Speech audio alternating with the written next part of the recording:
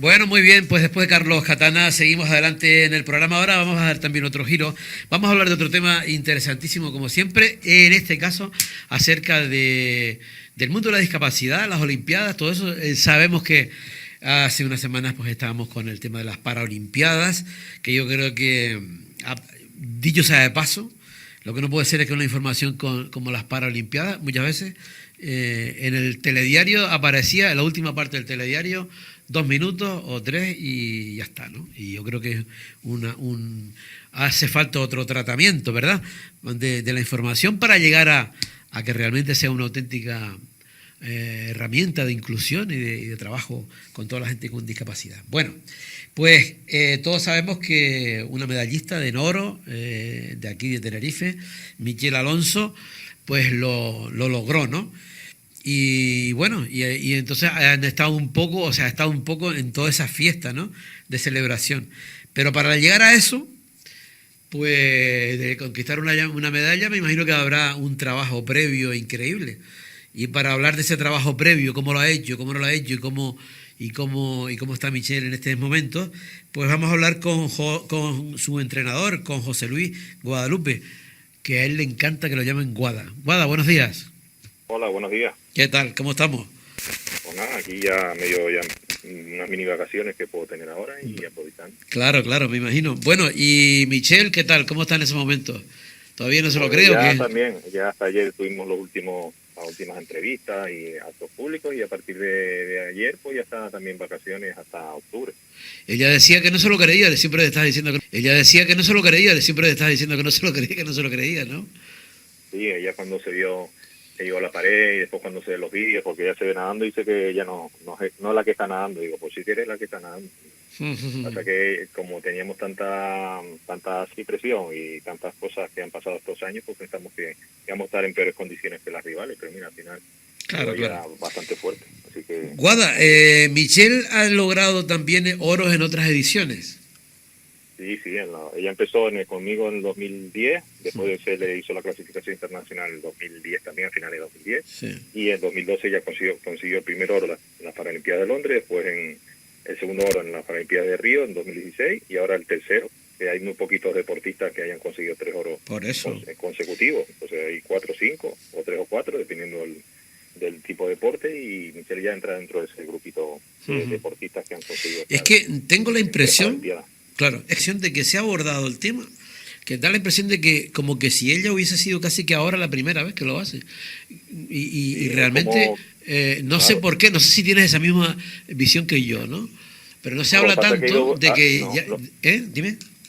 No, lo que pasa es que ha ido evolucionando la repercusión. Michelle empezó en Londres 2012, que ahí fue un puntito de inflexión, porque antes los Paralímpicos tampoco eran muy considerados, muy valorados. Hombre, estaba en AME, que había conseguido 4 oros en Pekín. Después pero claro, no era lo mismo la repercusión que ha ido teniendo Michelle con sus éxitos, con la promoción que se le ha hecho, sus entrenos diarios, que salió mucho en las redes sociales. Y al final, pues, ha sido como una especie de icono, pues al final en esta ha tenido muchísima más repercusión. Claro, y habrá ido... Río y en Londres. Claro, y habrá ido influyendo también, me imagino, pues claro, la propia difusión, el que la gente se haya enterado mucho más, que tenga más... Quizás antes no se notaba tanto, pero que tampoco se le daba tanta difusión, aunque ahora, un poco lo que yo estaba comentando, a mí me daba pena, coño, que se hablara de las Paralimpiadas, por ejemplo, en el telediario, casi que al final, una cosa así, ¿sabes? Sí, aparte que este año estos juegos han sido, pues, la televisión española, la televisión pública ha invertido muchísimo en medios, han tenido los derechos de los juegos y encima han llevado bastantes periodistas y reporteros a Tokio, con lo cual es casi no llega al nivel de los Juegos Olímpicos, pero han hecho un despliegue grande. Pasa que al final lo retransmitían pues en Teledeporte a veces y en los canales web de Televisión Española, y bueno, está muy bonito para verlo por los móviles y la sí. Yo te lo digo solamente en el tema del telediario, que es lo que yo más o menos sigo, ¿no? Y sí no sé exactamente, probablemente lo tengan los demás. Yo sí te lo decía en ese momento, en los momentos de la información, de la información, ¿no? Que estaba como bastante relegado, ¿no? No le veía yo, pero claro, igual es que sí es verdad que estaban haciendo esas retransmisiones fijas. Lo que sí me parece a mí es que hace falta más visualizar todo eso, ¿no? Y yo creo que todos tenemos que aprender de eso, ¿no? Del trabajo, del ímpetu, las ganas que ponen. Vamos, es tremendo. Y ver partidos, yo qué sé, pues de ciegos, de esto, de lo otro. Y cómo se lucha, es que es la propia vida, ¿no? Sí, es que la gente se piensa que las personas con discapacidad, pues, muchas veces, pues, dan hace años el sentimiento de que la penita, ¿no? De, ay, mira, el pobrecito le falta los brazos, que le falta los pies, y resulta que ese chico a lo mejor entrena muchísimo más que una persona sin discapacidad, porque encima todos los días tienes que estar intentando llegar a la instalación de entrenar, la accesibilidad que tiene que tener, pues en el caso de llegar a la instalación de entrenar, la accesibilidad que tiene que tener, pues en el caso de discapacidad intelectual, pues no es lo mismo un nadador que no controla ritmos o que no tiene memoria como Michelle, con otros que sí controlan con nadadores convencionales, la motivación, porque la discapacidad intelectual se motiva, ¿no?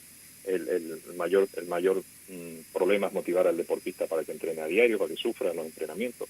Entonces, todo eso la gente no lo ve, se piensa que cuando ven a una Michelle que no le ven nada físico, dice, ay, esta chica es igual que una chica convencional. Digo, pues no, tienen que estar en el día a día, tienen que ver que las chicas que son como Michelle o los chicos que son como Michelle son los que llegan a los Juegos Paralímpicos, no los de la película Campeones, porque después te vean un artículo por ahí y dice, los campeones, ¿dónde están los campeones en los Juegos Paralímpicos? Bueno, los campeones son chicos con discapacidades profundas, entonces esos chicos nunca van a llegar a rendimiento deportivo, van a hacer una actividad social, un deporte social, pero el deporte cuando te exigen el nivel que exigen, pues está casi a los chicos autistas que se les trabaja muy bien en Asia y a las discapacidades como la de Michelle. Hay un mundo que cuesta mucho más que casi que el deporte convencional, y la gente eso no se da cuenta. Claro, claro. Guada, ¿cuánto tiempo llevas tú más o menos, metido en este mundillo? Pues yo desde el año 95 que empecé con el ADN, o sea que ya llevo pues para 26 años, a ver, desde el 95 hasta el 2000, 25, 26 años. Mira, Guada, y pues vale, con esa visión es lo que yo quería ver. Con esa visión que tienes, con esa perspectiva de esos años, ¿cómo has visto la evolución? ¿Tú crees y si tú por ejemplo, cómo era en esos inicios de ahora, cómo era en ese momento y qué mentalidad había y qué se pensaba y ahora, compáralo, por tener un Pues marco eso, así? pues antes se pensaba en los Paralímpicos como si fueran pues cualquiera que hiciera deporte, ya lo metía en el saco de Paralímpico, y no se dan cuenta que un olímpico cuando va a una olimpiada es porque, o sea, un olímpico es porque va a una olimpiada, pues Paralímpico porque va a una Paralimpiada, no por tener discapacidad. Una evolución, pues no tener casi apenas recursos económicos para entrenar y ser todo en plan amateur, en plan voluntario, hasta llegar ya a ir profesionalizando a los deportistas con el plan A2 y a los técnicos poquito a poco, que todavía estamos muy por debajo de los técnicos de natación por deportes convencionales, ¿no? Cuando llegas a esta altura de rendimiento. Pero bueno, hay una evolución muy buena, pero pasa que ya hay países que han superado a España. España en los años 90 ganaba 100 y pico medallas en los Juegos Paralímpicos de Atlanta y de Sydney, pero porque los demás países no se habían profesionalizado tanto. Entonces ahora cuando empezó Inglaterra, Australia, Estados Unidos, pues todos los países empezaron a profesionalizar los Paralímpicos, pues ya España ha bajado de ser el cuarto o tercer país del mundo a ahora estar en el número 15, ¿no? Y aún así Es decir, que nosotros fuimos, del mundo. según tu precisión, es decir, que nosotros fuimos de los primeros en esa etapa, ¿no? Pero que después los demás han crecido y nosotros bajamos la guardia o no evolucionamos. Crecido y nosotros bajamos la guardia o no evolucionamos lo que... Sí, se dio un salto muy bueno en el Barcelona 92, con los Juegos Olímpicos de Barcelona y Paralímpicos, que se trabajó mucho, y España en esa época era una potencia, por los demás países no trabajaban con los Paralímpicos, casi en Seúl, 88 es cuando se empezó a nadar olímpico y paralímpico juntos, y entonces menos Moscú, que Moscú tampoco, fíjate tú, Moscú decían que no se hacían Paralimpiadas porque no tenían discapacidad, o sea, Moscú, en la época rusa, en la época soviética, en la época, pues la discapacidad no se reconocía, o sea, si tenías discapacidad te escondían, no sé dónde te metían. Entonces, a partir de Seúl 88, pues se intentó que los Olímpicos y Paralímpicos estuvieran juntos, se potenció los deportes, y España dio un salto muy bueno en Barcelona hasta Sydney, y después en Sydney ya empezó a bajar el pistón, o bueno, a estancarse, en realidad no bajar, sino a estancarse a nivel de de profesionalización, y entonces se trabaja mucho con los entrenadores, con los clubes, con las federaciones. Y aquí en España pues todos siempre dependemos del Comité Paralímpico y un poquito la federación, aunque ahora se ha prometido mucho para París 2024 y se prometió mucho también para Tokio. Entonces, bueno, pues vamos poquito a poco, pero por detrás de los demás países punteros, como siempre. No te invito a café porque estamos lejos, pero yo sí voy a tomármelo, mira. Yo desayuné hace ratito. Vale. Mira, una cosa. Por ejemplo, en ese aspecto, ellos sí esa evolución ha sido notable, ¿no? Pero claro, estamos viendo ahora, digamos, la montaña hacia arriba, ¿no? Lo alto, la cúspide de todo el tema, ¿no? Pero ya hacia abajo, ¿cómo está el mundo del deporte en la discapacidad? Mirando hacia abajo, hacia la base. Es que ese es el problema que hay ahora, por eso no salen tantos deportistas. Hay una base que depende mucho de la voluntad de los entrenadores y de los clubes locales. Hay una base que depende mucho de la voluntad de los entrenadores y de los clubes locales, que saquen un deportista y que lo trabajen y de verdad que salga, pues ya entra en el plan A, pero si no tiene una base de cantera, de promoción en los colegios, de evitar la separación de los colegios, que a veces es imposible en la edad temprana, ¿no? Las famosas cláusulas en clave y todas esas cosas, pues no se puede trabajar el deporte competitivo, ¿no? Que al principio, pues todo esto es como una actividad social, ¿no? Pues, las federaciones hacían de discapacidad, lo que hacían era mucha actividad social, muchos partiditos de niños con discapacidad profunda, sin tener en cuenta por reglas, o sea, sí, la regla del fútbol, la regla del baloncesto, pero no se trabajaba tanto potenciar el deporte de alto rendimiento, que es lo que al final en todas las actividades deportivas se hace, ¿no? No solo hace fútbol por... Sí, pero más bien era como para pasar el rato, digamos, ¿no? Sí, para que los chicos tuvieran una actividad física, que todavía es lo que se hace, ¿no? Y no se trabaja para también que los chicos que tienen una actividad física, hayan futuras... Pues entonces digamos que está mal enfocado desde... Claro, es que... Claro, y yo creo, ahí veo dos cosas. Una, enfocarlo hacia eso también, pero ¿cómo se enfoca eso? Si la realidad es que casi inexistente, o muy poco. Claro, esa es la base, o sea, los países que están por encima de España, ¿qué es lo que hacen? Pues una captación en los colegios, una formación en los colegios, a los profesores, a los profesores de educación física. Captan a deportistas según como sus discapacidades, ¿no? Y pues este chico puede ser bueno, pues este chico no sé qué, se lo llevan a concentraciones, las federaciones pues los entrenan y lo van haciendo un seguimiento. Aquí es todo casi muy voluntario, muy de cada esfuerzo de cada club y de la familia, ¿no? Que quieran que su hijo de pequeñito haga deporte, porque esa es otra, la mentalidad aquí de los padres y las familias con discapacidad es la sobreprotección. ¿Qué es lo peor? ¿Qué es lo peor? Y no integrarlo, claro. Entonces mi hijo tiene discapacidad. ¿Tú crees que eso no se ha ido? Guada, ¿tú no crees que eso ha ido como también cambiando? ¿Tú crees que todavía existe esa idea, esa mentalidad? Porque la familia es fundamental. O sea, la familia... Sí, en algunas discapacidades todavía existe, sobre todo las intelectuales. En físico, pues ya los médicos recomiendan a los chicos con discapacidades que hagan actividad física. A los intelectuales también, pero a los intelectuales siempre hay una barrera ahí, que siempre los padres pues tienen miedo, y es verdad que los niños sufren bullying, o rechazo, o esto, saber qué. Y entonces, pues siempre ha habido una protección, y ahí tienen que trabajar mucho, pues, los centros educativos y también la sociedad en promocionar el deporte, porque si los padres ven a una Michelle o ven a un chico autista, a un ciego o lo que sea, que llega a Campeonato de España, eso hace un efecto de llamada, ¿no? Que es lo que está pasando desde que Michelle empezó a nadar y algunos chicos más en discapacidad que han hecho efecto de llamada, y hay muchos chicos que están ahora empezando a salir de otro parte de España. Claro, es que vamos a ver, la visualización y el contacto es fundamental. Yo me acuerdo voy a contar un caso. Por ejemplo, con un niño autista que se acerca estaba yo en un bar, y yo estaba con ellos, y entonces se acerca un niño autista a una amiga a saludarla, ¿no? Entonces, pues ella un poco se quedó, no supo contestarle, y él simplemente la estaba diciendo hola y tal. Y entonces lo hizo por segunda vez, y ella estaba totalmente bloqueada, no sabía que, no supo, ¿no? Entonces el chico se fue y luego me dice ella, no supe qué decirle, es la primera vez que me pasa, me saludó, yo me quedé, no supe qué decirle, etcétera y tal, ¿no? Y ella toda apurada. Entonces, y yo le estaba diciendo, digo, ¿cuántas veces has tenido tú, en este caso era un chico autista, ¿no? que has tenido roce, no, nunca. En este caso era un chico autista, ¿no? Que has tenido roce, no, nunca, yo nunca, nunca, en el colegio nunca tampoco, no, yo nunca, yo nunca. Entonces digo, claro, no ha pasado nunca, no supiste reaccionar. Si esto hubiese pasado, hubiese tenido roce, hubiese tenido, ¿sabes qué es lo que necesita la sociedad? Visualizar y roce con todo, entre los que tienen discapacidad y los que no, porque todos tenemos discapacidad, ¿o no?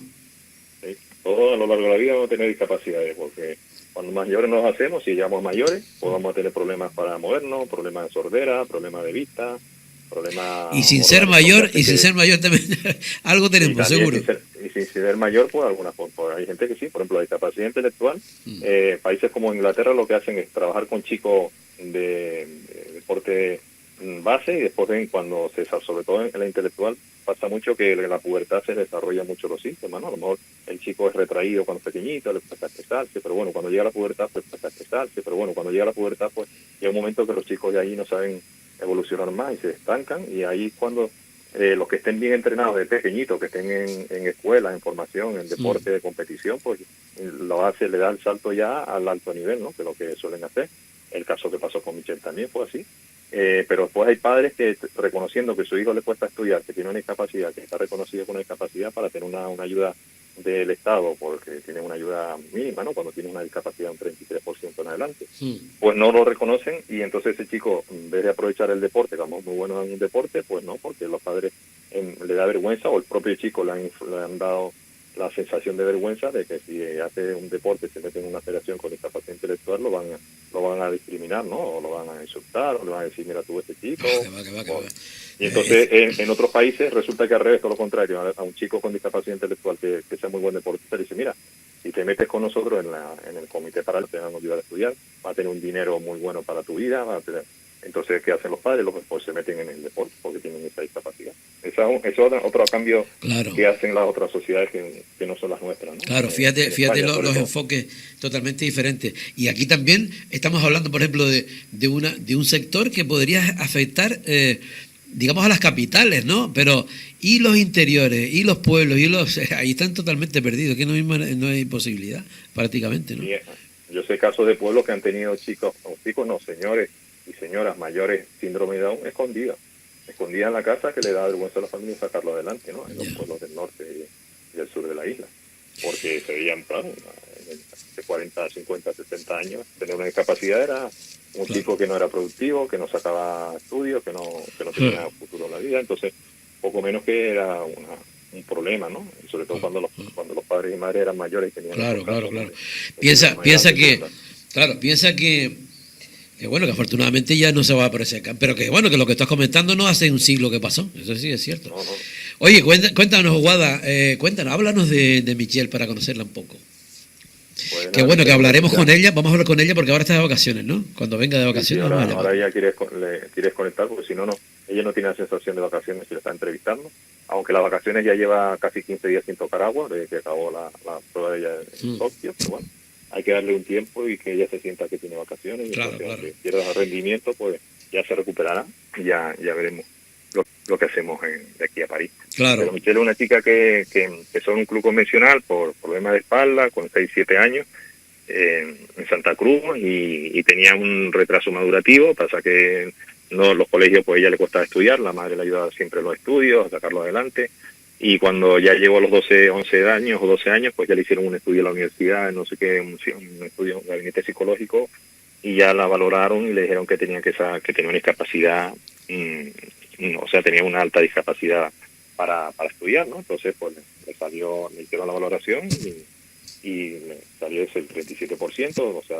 discapacidad reconocida, y a partir de ahí, pues, la madre la enfocó más a intentar sacarla más adelante. Le costó sacarla eso un montón, casi los exámenes lo hacía la madre, y al final pues vino con nosotros rebotada del club donde estaba, porque ya las niñas de su edad habían crecido como niñas, con 13, 14 años pensando en chiquillas, y ella pensando en muñecas y en su mundo, ¿no? Ella no tenía necesidad de todas esas cosas todavía, entonces se fue aislando y al final quería dejar la natación, y yo, fíjate, o sea, quería dejarla porque estaba en ese momento, ¿verdad? Claro. Sí, de que nadie le hacía caso, las niñas sus amigas pequeñitas ya no la veían a ella como una niña como ella, entonces la iban haciendo un vacío, ¿no? Entonces ella se sentía desplazada, o eso es lo que notaba ella, y entonces al final pues casi dejó la natación. Entonces la madre, como tenía que nadar por la espalda, por la escoliosis y todas esas cosas, pues habló con una chica que fue con nosotras a la primera paralímpica en Tenerife, que fue Daci Cabrera, que era conocida de la familia de Michelle, y empezó con nosotros en el año 2009. Y entonces ya, cuando la vimos nadar, vimos la calidad que tenía, pues empezamos a gestionar todas las licencias, las clasificaciones nacionales e internacionales, y al final entró y empezó a despuntar, y hasta ahora. Qué bueno, qué bueno. La verdad es que, bueno, también tuvo después suerte saber y haber perdido, vamos. Claro, claro, es que todo ha sido punto de inflexión. O sea, ella si no llega primero, si no llega a hacer natación de pequeñita, no hubiera tenido el nivel que tiene ahora. Tenía que pasar por todas las etapas. Un olímpico, un paralímpico tiene que pasar por todas las etapas de la natación, del deporte. Por eso lo precoz es fundamental. Claro, y entonces con esa base, después el punto de inflexión fue meterse en un club convencional, después otro punto de inflexión fue que pasó a la clasificación internacional, porque algunos se quedan, o porque pasan unos test y no dan la discapacidad mínima para hacer esa categoría, pero ya la pasó, y después al final pues ya por la licencia internacional, las previsiones y todo eso, pues ha ido compitiendo y destacando los juegos, que está muy bien a nivel de reconocimiento, pero también tiene las mismas obligaciones que un deportista olímpico como Rafael Nadal y Pau Gasol o Miguel Monte, que tienen control diario de dónde duerme, a qué día puede venir, porque todo. Cuéntanos eso, Aguada, ¿cómo es? Sí.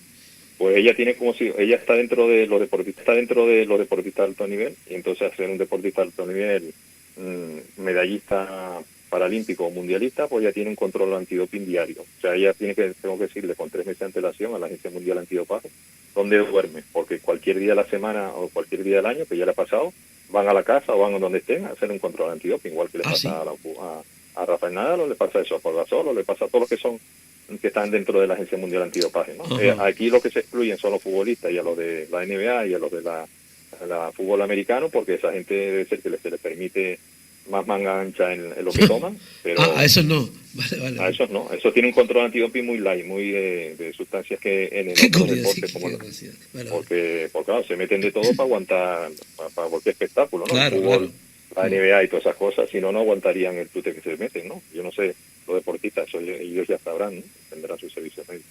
Pero bueno, los deportistas olímpicos, en todos los deportes, el tenis, aunque bueno, los deportistas olímpicos, en todos los deportes, el tenis, pues eso, la natación, el atletismo, todo eso tiene un control exhaustivo antidoping. Entonces, tienes que decirles dónde duermes a lo largo de todo el año. Entonces, porque te pueden ir a la hora que te pongan hacer control antidoping. Entonces, te viene una persona de Alemania, o te viene una persona de Francia, o te viene un traductor de Madrid, viajan a Tenerife, van a donde está Michelle en ese día, que está en Tenerife, o van a donde está compitiendo, y control antidoping.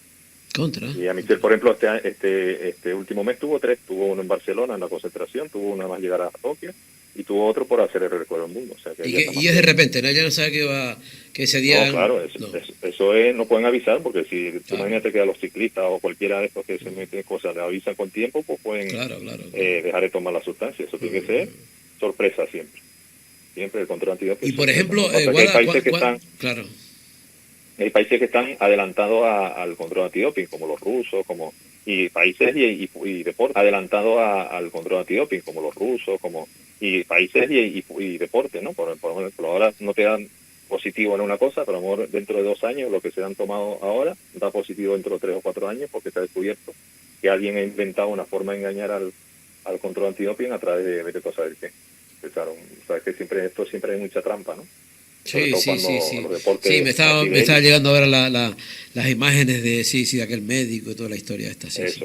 Pues bueno, pues Michelle, una de sus obligaciones es pasar, estar disponible para la Agencia Mundial Antidopaje, para demostrar que todo lo que consigue, lo consigue como cualquier persona. Limpia, claro. No se meta. Mira, y una cosa, Guada, y su día a día, por ejemplo, ¿cuántas horas entrena? ¿Cómo hace? Pues eso depende de la temporada, la altura de temporada, pero generalmente es por cada sesión de agua 2 horas y algo, porque por cuenta del calentamiento previo a meterse en el agua, más una sesión 1 hora y media de gimnasia. Después si hace 2 sesiones al día, pues ya multiplica más 1 hora y media de gimnasia. Pues los días que más hace, pues hace 6 horas de entreno diarias, ¿no? 6, 7. Después, cuando ya prepara una competición, le baja el volumen para que vaya teniendo la compensación. Entonces, pues eso, de una media de 5 horas diarias, 5 veces a la semana, más los sábados, que hace un poquito menos siempre, que son 2 o 3 horas diarias, pues 5 por 5, 25, pues 30 horas de entreno a la semana. O sea, un esfuerzo increíble.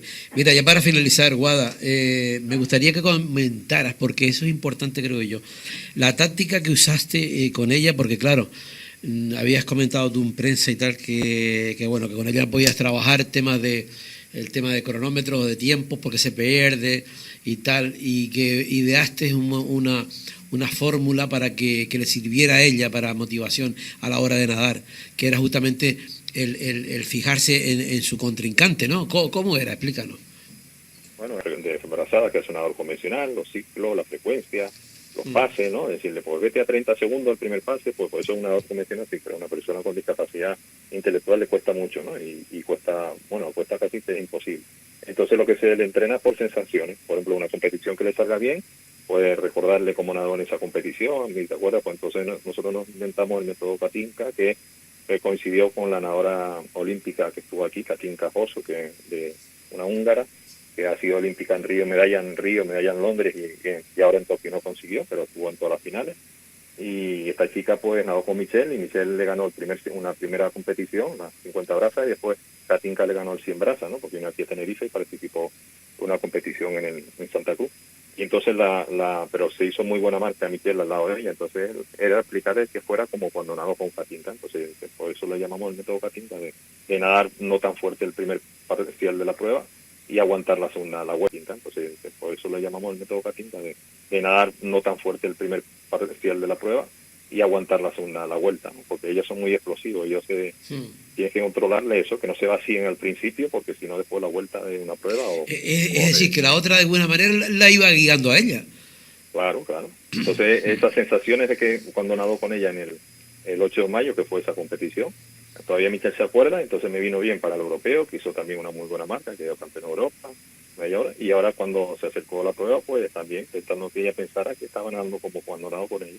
Y eso le ayudó bastante, porque no se volvió loca, no se aceleró. El primer 50 fue fuerte, pero... Sí, no fue tan explosivo, ¿no? No fue tan explosivo. Sí, por eso. Y entonces ella guardó un poquito para el final, pero sin pensar ni en frecuencia ni nada, porque ella cuando llegó a la pared pensaba que la inglesa que iba por la otra calle lejana, la calle 7, le había ganado. Ella no pensaba ni que había... Ella sabía que la de al lado le estaba ganando, pero a la otra no la veía porque estaba tres o cuatro calles más allá. Claro. Entonces ya dice, bueno, por lo menos porque se creó que cuando consiguió el oro, pues no se lo esperaba. Claro. Un oro que pesaba, que dice que una de las cosas que le sorprendía era lo que pesaba. José Luis Guadalupe, Guada, nada, quedamos un poco a la espera que venga Michelle y ya la llamaremos para conversar un rato con ella, ¿vale? Vale. Pues muchas y a ti gracias por haber estado con nosotros y nada, estaremos en contacto y otro día te llamo para seguir hablando de estos temas que son súper interesantes, ¿vale? Vale, pues muchísimas gracias, encantado y buen fin de semana. Gracias.